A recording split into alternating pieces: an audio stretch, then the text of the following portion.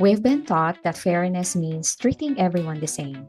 I don't believe that's true anymore. In fact, I think that idea quietly produces weaker leaders because people don't grow from being treated the same. They grow from being stewarded well. And that realization changed the way I lead my business, the way I serve my clients, the way I homeschool my children, and even the way I understand God's leadership in my own life.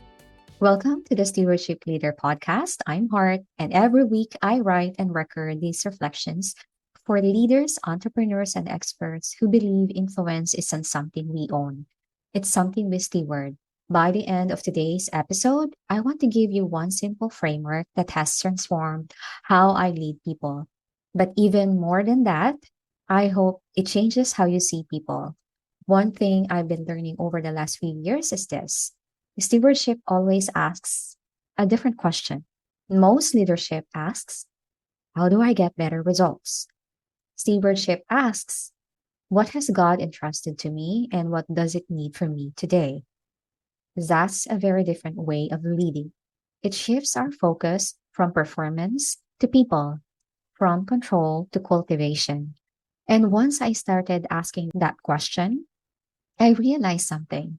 I wasn't leading everyone differently. I was leading everyone identically. And those are not the same thing. Now, I want to start with a mistake I made early in leadership. When I first started building my team, I thought fairness meant treating everyone exactly the same level of oversight, the same communication style, the same expectations. It felt consistent and it felt fair. But over time, I realized something.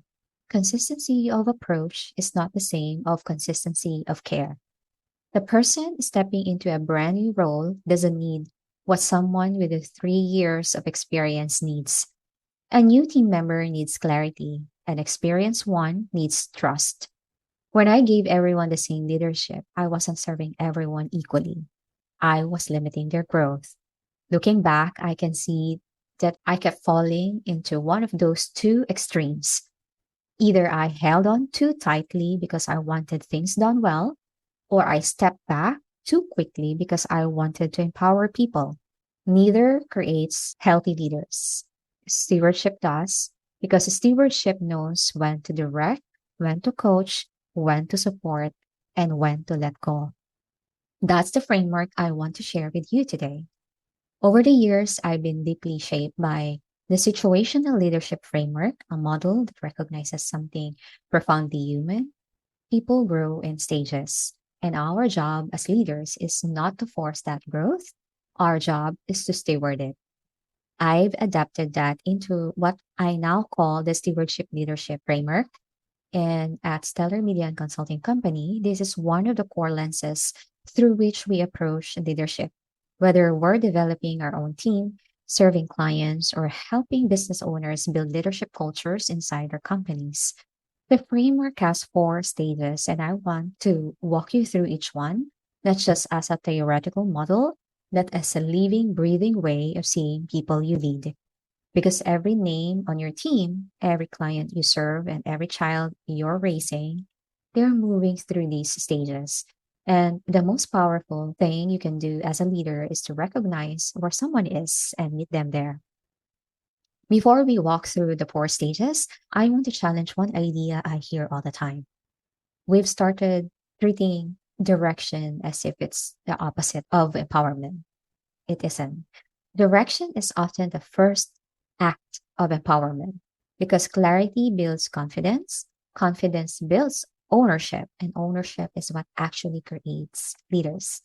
The problem isn't giving direction. The problem is refusing to let go once someone has outgrown it. Here's something I think we've misunderstood in modern leadership. And we've started treating direction as if it's the opposite of empowerment. Direction is often the first act of empowerment because it builds confidence, and confidence creates ownership. So the first stage, stage one, direct. This is where most new people begin. New hires, new clients, anyone who is enthusiastically willing, maybe even excited, but who doesn't yet have the experience or competence to know what they're doing. And here's what these people need from you: clarity, structure, clear expectations, a clear picture of what success looks like and how to get there. What they do not need is for you to overwhelm them with options. They don't need a fire hose of information. They don't need a figure it out moment. Not yet. At this stage, your job as a leader is to reduce uncertainty and help them build competence. You're removing obstacles between them and their first win. Now, I want to say something here that I think is so important because there's a cultural narrative in leadership spaces right now that says direction equals micromanagement. And I want to push back on that. Providing direction is not micromanagement when someone genuinely needs guidance. It's stewardship. There's nothing disempowering about teaching someone who is new. There's nothing controlling about showing the way to someone who doesn't yet know the path. That's exactly what good leaders do. The problem isn't direction. The problem is staying in direction mode long after someone has outgrown the need for it. That's where it becomes unhealthy. But in stage one, direction is love, direction is care, direction is exactly what's needed. And here's the thing that when it tells you about stage one, the moment direction stops working isn't a failure, it's a signal. So it means the person in front of you is asking for something new.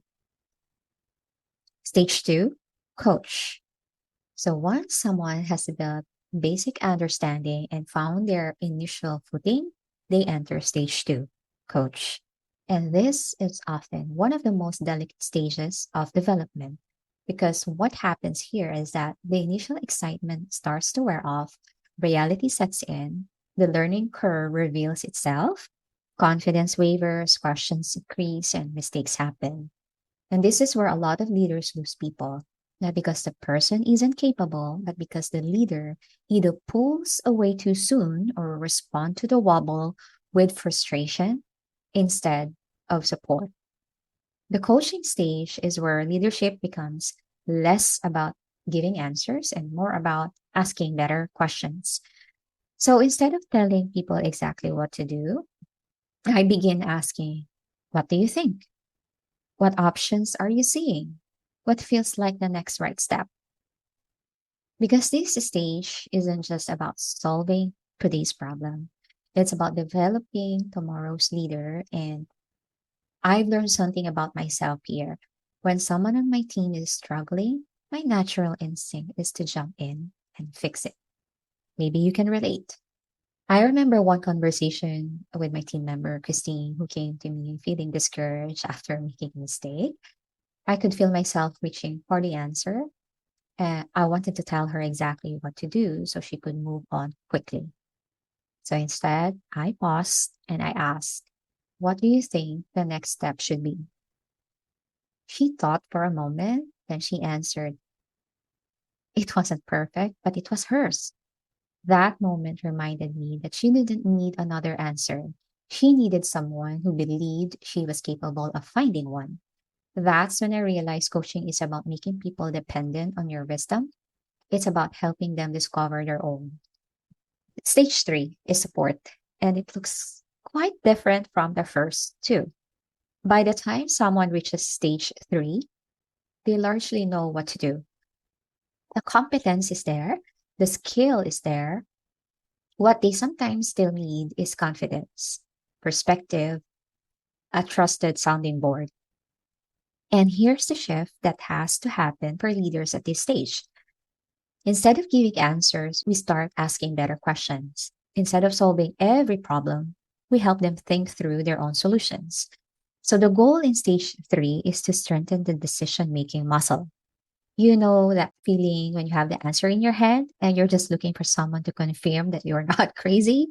That's stage three. People here don't need you to solve things for them. They need you to believe in them while they solve things themselves.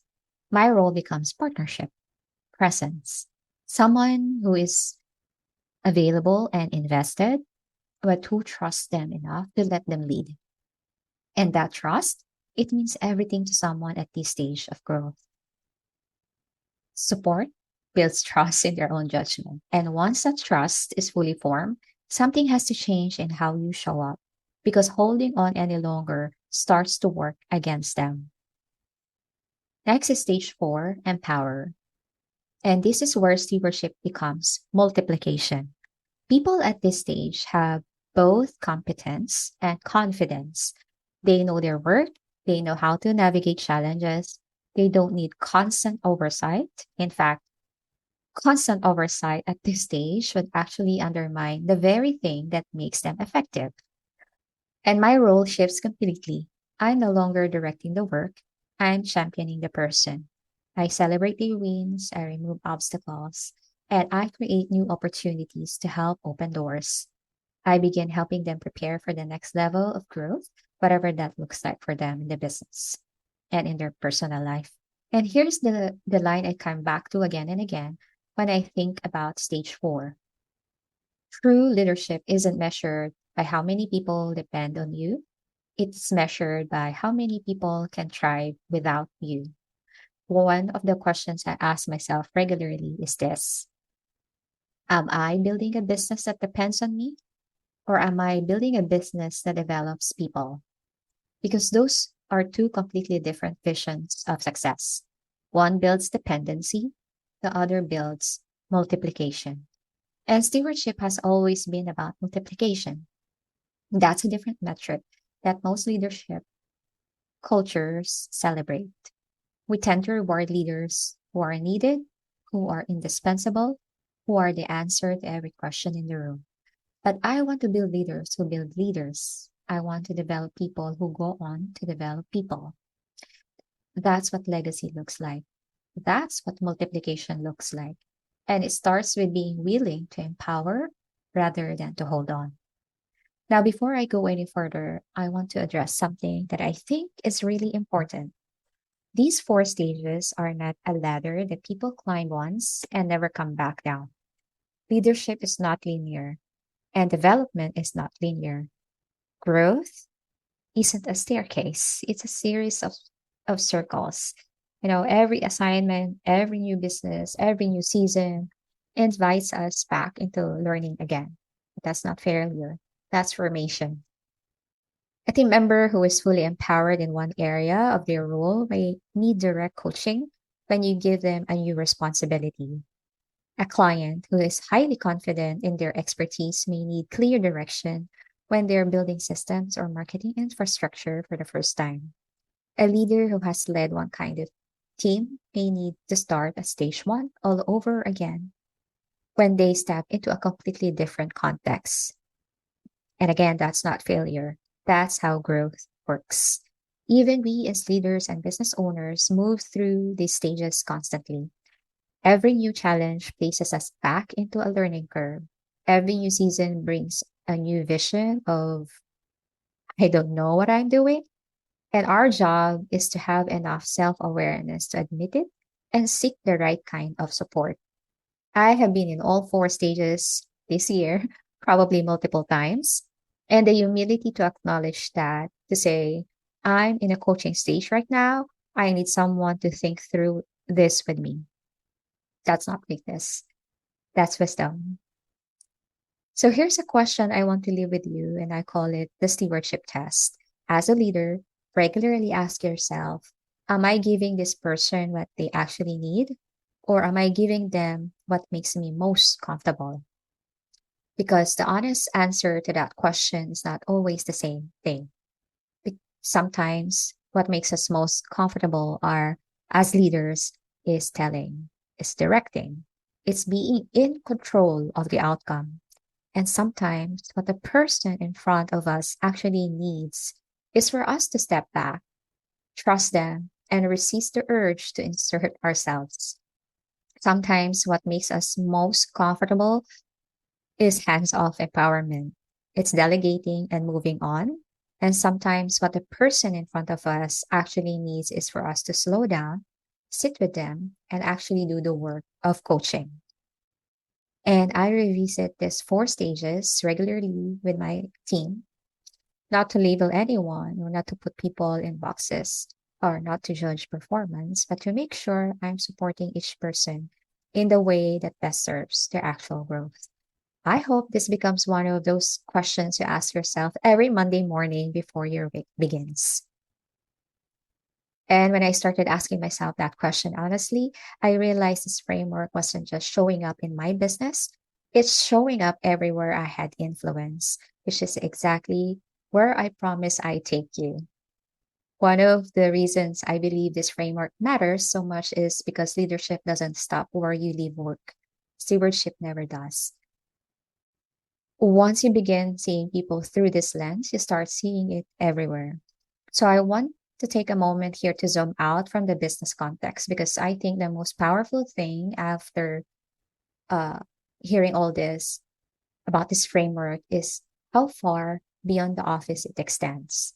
I see these four stages at work and how I serve my clients. Someone who is brand new to building a revenue ecosystem needs redirection. Someone who is in mid launch or losing confidence needs coaching. Someone who has a working funnel but is second guessing their offer needs support. Someone who has cracked the code and is scaling needs empowerment. And frankly, needs me to cut out of the way. Then I started noticing something. I wasn't just leading this way in my business, I was parenting this way too. There are moments where my child needs me to show them exactly how to do something step by step. There are moments where they need me to sit beside them and ask questions while they figure it out. There are moments where they just need me to say, I believe in you, you know this, and then get out of the room so they can prove it to themselves. And if I'm being completely honest, I see it in my own walk with God. There have been seasons of my life where I needed very clear direction, seasons where everything felt uncertain and I needed structure, instruction, and clarity just to take the next step. There have been seasons where I was in the messy middle, learning, struggling, doubting myself. And what I needed most was someone alongside me, asking questions, helping me find the thread. There have been seasons where I just needed to be reminded that I already knew, that I had everything I needed to move forward. And there have been seasons where God, in His wisdom, simply said, Go, lead. You've been prepared for this. One of the things I love most about the way God leads us is that He rarely gives us the whole picture. He gives us enough light for the next faithful step. He develops capacity before responsibility. Think about that for a moment. God develops capacity before responsibility, character before influence, faithfulness before multiplication. Maybe that's why leadership matters so much. This will land. I know. Don't rush it. The longer I lead, the less interested I become in building a business that simply grows. I'm much more interested in building a life that multiplies, a business that develops leaders, a family that develops character, a faith that produces obedience. Because one day, none of us will be measured by how busy we were or how much influence we accumulated. We'll be measured by what we faithfully stewarded, our gifts, our opportunities, our relationships, our leadership, our people. That's why I call this the stewardship leader, because leadership was never about being in charge. It's about faithfully multiplying what God has entrusted to our care. So before we end, I'd like to leave you with one simple invitation for this week. Think of one person God has entrusted to your care. It might be someone on your team, a client, your spouse, one of your children, a friend, or maybe even yourself. Now, ask yourself what I call the stewardship test. What does this person truly need from me in this season? Not what feels easiest for me to give, not what I've always given, but what would best help them grow. Maybe they need direction, coaching, encouragement, or maybe they simply need you to trust them. Don't try to change everyone this week. Steward one person well. Because leadership doesn't become transformational through grand gestures. It becomes transformational one person at a time. One conversation, one decision, one faithful act of stewardship. Thank you for being here on the Stewardship Leader today. If today's conversation resonated with you, I'd love to invite you a little deeper. Every week, I write what I call a stewardship letter on Substack. It's part reflection, part leadership framework, and part practical encouragement for leaders, entrepreneurs, and experts who want to build businesses, lead people, and steward their influence with wisdom and faith. The podcast gives you the conversation. The stewardship letter goes deeper. You'll find additional stories, reflections I don't always have time to include here, and practical questions to help you apply what you've heard. If you're the kind of leader who wants to build influence without losing sight of what matters most, I'd love to welcome you into my Substack community. Tell me what resonated. Some of my favorite conversations start there, because my goal isn't simply to grow a podcast. It's to build a community of stewardship leaders who believe influence is something we faithfully multiply, not merely something we accumulate. Until next time, lead with wisdom, lead with grace, and remember, steward what you've been given, develop the people you've been entrusted with, leave every place stronger than you found it. I'll see you in the next episode.